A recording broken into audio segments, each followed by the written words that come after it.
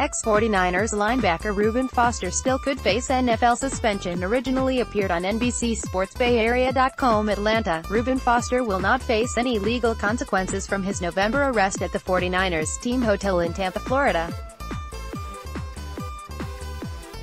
But NFL Commissioner Roger Goodell said that now Washington linebacker still is subject to punishment from the league even after the Florida State Attorney's Office dropped a domestic violence charge against him on Jan.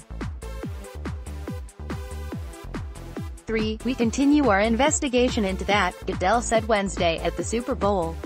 Whether the charges were dropped doesn't necessarily mean there isn't violation of our personal conduct policy. Reuben and I have met before. We will talk again. But we'll conclude that investigation, make a determination, and we'll go from there. The NFL suspended Foster for 2 games at the beginning of the 2018 season for violations of the league's policies on personal conduct of substances of abuse. His suspension for personal conduct was from his no-contest plea on the weapons charge, which was reduced to a misdemeanor. He was sentenced to 2 years probation, 232 hours of community service and $235 in fines. Foster's violation of the league's policy on substances of abuse stemmed from an off-season misdemeanor charge of possession of marijuana in Alabama. Foster, 24, was a first-round draft pick of the 49ers in 2017. But he appeared in just 17 games before the team released him following a string of off-field incidents, including 3 arrests. Foster was arrested November 24 at the 49ers team hotel in Tampa after his ex-girlfriend accused him of swatting a phone out of her hand, pushing her in the chest and slapping her on the left side of her face with an open hand. He remained at Hillsborough County Jail overnight.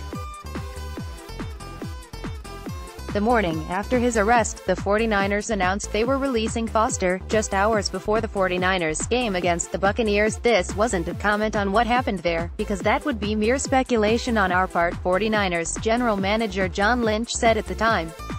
It's more of a comment on him not living up to what we had communicated, to the energy and the time that we invested into him. Washington claimed Foster off waivers and paid him $257,350 over the final 5 weeks of the season while he was placed on the commissioner-exempt list, which prohibited him from practicing or attending games.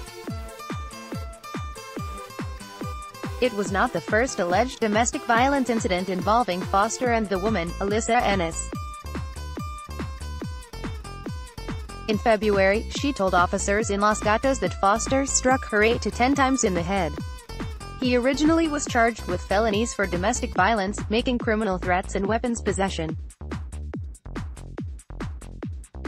3 months later, a Santa Clara County judge dismissed the domestic violence charges, ruling the district attorney's office did not show sufficient evidence to proceed with the case. Ennis testified during the preliminary hearing that she lied during her initial statements to investigators as revenge against Foster, who told her he wanted to break up with her.